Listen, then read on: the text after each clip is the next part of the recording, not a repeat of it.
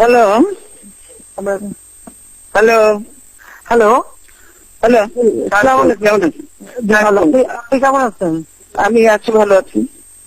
আমি ফোন করেছিলাম আপনাকে, দুঃখিত আমি পাইনি। আমি আপনাকে একটু দেখেন, এই কথাটা যে বলছেন এটা কিন্তু সম্পূর্ণ সঠিক নয়। দিতে চাই, কারণ যে না, আপনাকে তো ফার্স্ট আমার কথা শুনতে হবে যে আপনি যে বলছেন দুপুরে ফোন করেছেন, দুপুরে কোনো ফোন আসেনি, এই কথাটা সম্পূর্ণ সত্য নয়। দুপুরে কোনো ফোন আসেনি আমার এখানে। আমার টেলিফোন তো আমার দীর্ঘদিন ধরে, বছর ধরে ডেট পড়ে আছে। তাহলে কি আপনার গভর্নমেন্ট চালান কি খবর রাখেন? গভর্নমেন্ট চালাচ্ছেন এই খবরটুকু রাখেন না যে বিরোধী দলের নেতার ফোন ঠিক আছে কিনা, ইয়ে করবেন। আর আপনি যদি ফোন করবেনই তাহলে তো গতকালই আপনার লোক এসে চেক করে যাওয়া উচিত ছিল যে বিরোধী দলের নেতা টেলিফোন ঠিক আছে কিনা। রেড ফোন এবং রেড ফোন সবসময় ঠিক থাকে। আপনার লোক পাঠান, আপনি এখনো লোক পাঠান, আপনার লোক পাঠিয়ে দেখে যান। ডিরেক্ট ফোন, রেড ফোন ভালো। আপনি তো প্রাইম মিনিস্টার ছিলেন, আপনি তো জানেন রেড ফোন কখনো সবসময় ভালো থাকে। ভালো থাকে তো আমার তো ভালো নেই, না আমার তো ভালো নেই। ভালো আছে, আমি যখন ফোন করছি না, কোনো দিন বাকি আমি সেদিনে চেক করেছি। আপনারা যদি সত্য কথা না বলেন তাহলে তো চলবে না। আমি ফোন ঠিক থাকে এটা বিশ্বাস করতে আমি রাজি নই। আপনি সত্য কথা না বলার আমার কিছু নেই। আমি বারবার ফোন করেছি হঠাৎ করে এখন জেগে উঠবে, কি তখন জেগে উঠবে? আপনার টেলিফোনে এত পাওয়ারফুল যে আপনি এখন ডেট ফোনতে জেগে উঠবে আপনার ফোনে। ঠিক আছে, যে কোনো কারণে আপনি ধরতে পারেন না। আমি ধরতে পারিনি না, আমি এখানে বসা, আমি এর মধ্যেই ঘুরি, ছোট্ট জায়গার মধ্যে আমি ঘুরি। এই ফোন বাজলে আমি না ধরার কোনো কারণ থাকতে পারে না, কেন ডেট ফোন বাজতে পারে না, বুঝছেন? এটাই হলো দেখুন, ডেট ছিল না, ডেট করে রাখা হয়েছে। ছিল ডেট আপনাদের কাছে গেছে, কিন্তু আপনারা তো রেড ফোনের আমার সাথে কেউ কথা বলার লোক নেই।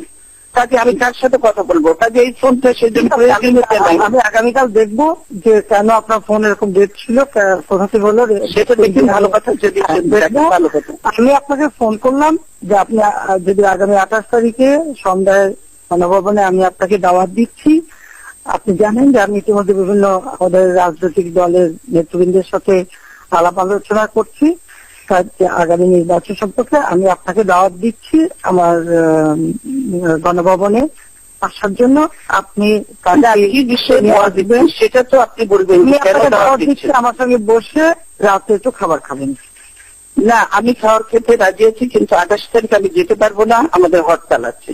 29 তারিখ 6টায় আমার হরতাল করেন। আমি হরতাল প্রত্যাহার করতে পারবো না। আমি অনেকদিন ধরে আপনাদেরকে রিকোয়েস্ট করেছি যে আপনারা আসুন, আলোচনায় আসুন। আলোচনার সময় পর্যন্ত আপনারা শুনেননি। কাজে আমার হরতাল পার হওয়ার পরে আপনি ডেট দেবেন, তখন আমি চিন্তা করতে পারি। 29 তারিখ 6টা পর্যন্ত আমি বেরোতে পারবো না। কিন্তু আপনি তো নিজেই কালকে বলেছেন যে এই সময়ের মধ্যেই। আমি বলেছি আলোচনা চলবে, কর্মসূচি চলবে। আমি সেটা বলেছি আলোচনা চলবে, কর্মসূচির মধ্যে। আপনারা যদি সত্যিকারে আন্তরিকতা থেকে আলোচনা করার জন্য আমার যেতে কোনো আপত্তি নেই। আপনি বলেছেন আমি শুধু একা যাব না, আমার সঙ্গে নিশ্চয়ই আরো কেউ সবাইকে নিয়ে আসবে। আপনি যত কিছু নিয়ে আসতে পারেন, এটা না। আমি দল শুধু নিয়ে যেতে চাই না, যাদেরকে প্রয়োজন মনে করবো তাদেরকে নিয়ে যাবো। কিন্তু সেটা হতে হবে 28 তারিখের পরে। 29 তারিখ আমার হবে। অনুরোধ করবো জাতির স্বার্থে জনগণের না, 28 তারিখে আমি যে আজকে প্রত্যাহার করে নেন। না, আমি হরতাল মানুষ করা এই যে আগুন আপনারা করে আপনাদের বন্ধন হারাম গান পাউডার যে ইয়ে চালানো আপনার বলেছে, আপনার ভাই বলেছে যে গান পাউডার নিয়ে বাসে আগুন দেওয়া আপনার নির্দেশ হয়েছে। আমাদের সেসব অভ্যাস নাই, আমাদের সেসব অভ্যাস নাই। মানুষ চালান, মানুষ মারেন, ইয়ে করেন, রোগী বোঝালে মানুষ মারেন, এগুলো সব রেকর্ডেড এবং আপনার নির্দেশে আপনার মুখ থেকে এই শব্দ বেরিয়েছে। কাজে আপনি এগুলো অস্বীকার করতে পারবেন না। আমি বলছি সেজন্য হরতাল চলবে। 29 তারিখ 6টার সময় শেষ হবে। আমি 29 তারিখে আমি জনগণের সরকারে আমি ইয়ে করতে পারি। আপনি দয়া করে হরতালটা না, দেশের স্বার্থেই আমি হরতাল দিয়েছি, জনগণের স্বার্থেই আমি হরতাল দিয়েছি। যেহেতু আপনারা কোনো আলোচনায় আসতে রাজি নন, সেজন্য আমাদের আলোচনা আমার পার্টির আপনার মন্ত্রীরা বলে দিচ্ছি কোন আলোচনা হবে না, সেটা বলে দিচ্ছে আপনার মন্ত্রীরা, এ বললে তো হবে না। আপনি নিজে বলে দিচ্ছেন আমাদের প্রস্তাব রিজেক্ট করে দিয়েছেন, কোনো আলোচনার দরকার নেই, আপনারা নিজেরা বলছেন, আবার এখন আলোচনা বলছেন। তো সেই আলোচনা হতে পারে আমাদের কর্মসূচি শেষ হওয়ার পরে, তার আগে এটা আমি আপনাকে আমি হরতাল প্রত্যাহার আমি বলবো আলোচনা আপনি এই জিনিসটা যদি আর একদিন আগে নিতেন তাহলে সেই সুযোগটা ছিল, কিন্তু সেটা আপনি করেন। একদিন আগের বিষয় না, আপনি জানেন আমি বিভিন্ন দলের সাথে বসছি, আমি জানি যে আপনি খুব ব্যস্ত মানুষ, আপনি অন্যান্য কাজে ব্যস্ত, তো আমরাও নিশ্চয়ই আমাদের হয়তো অত বেশি ব্যস্ততা না থাকলেও আমাদের যথেষ্ট ব্যস্ততা আছে, কিন্তু ইচ্ছা করলে উপায় বের করা যায়, কিন্তু আপনি সেটা করেননি। এবং আপনারা আমি পরিচয় দেয় কালকে যে আমাদের যে ইয়ে পারমিশন দিলেন, এত দেরিতে করে দিলেন, কতদিন আগে পারমিশন চেয়েছি, মাইক পর্যন্ত লাগাতে দেন, মানুষটা সে জনসভায় কথা শোনার জন্য, আপনারা মাইক পর্যন্ত লাগাতে দেন, আমাদের মাইক পর্যন্ত লাগাতে দেন, তো মানুষ সে দাঁড়িয়ে দাঁড়িয়ে কথা শুনতে পারে না। এটা কোন দেশে গণতন্ত্রের নমুনা দিচ্ছেন আপনি? দেখুন আমি যে আলোচনা করবো সবার সঙ্গে, এটা কিন্তু আমি বহুদিন আগে থেকেই না আমি আমাকে বলেন যে আমরা যে জনসভাটা করলাম আপনি মাইকের পারমিশনটা কেন হলো না, মাইক কেন দেওয়া হলো না? আমার মাইক তো দেওয়া হয়েছে, বাইরে সব মাইক আবার কেন যতদূর ইচ্ছা আমরা মাইক লাগাতে পারি, লোক অনেক বেশি শুনবে, লোক আসার জন্য রাস্তাঘাটে সবকিছু ট্রান্সপোর্ট বন্ধ করে দিন, 144 জারি করে দিন। দেশে কি ইমার্জেন্সি হয়ে গেছে, দেশে ইয়ে হয়ে গেছে, দেশে আমার জরুরি অবস্থা হয়ে গেছে, যুদ্ধ অবস্থা হয়ে গেছে যে দেশে এরকম শুরু করে দিলেন আপনারা? এটা কি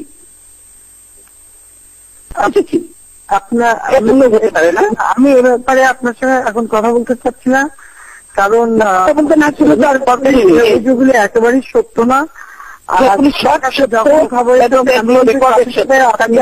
করতে পারেন না, আমার মিটিং করতে পারি, আপনারা মিটিং করতে দেবেন, মাইক দেবেন না, ঠিক মতো লাগে না, মিটিং করতে দেবেন, লাস্ট পর্যন্ত যে পারমিশন দেবেন যখন আমার ব্যস্ত বানাইতে পারবে না, তো আপনি আগে মিটিং করেননি, আপনি মিটিং করেননি, তবে আপনি জানেন যে কথা মনে আছে 21শে আগস্ট গ্রেনেড হামলার কথা মনে আছে, আপনারা করেছেন গ্রেনেড হামলা, আমরা করি না, আমরা আগামী সময় করি না, তারা গ্রেনেড হামলা পেছনে রাত 11টায় পারমিশন আপনারা দিয়েছিলেন, সেটা আমাদের মনে আছে। আমি সেটা আমাদের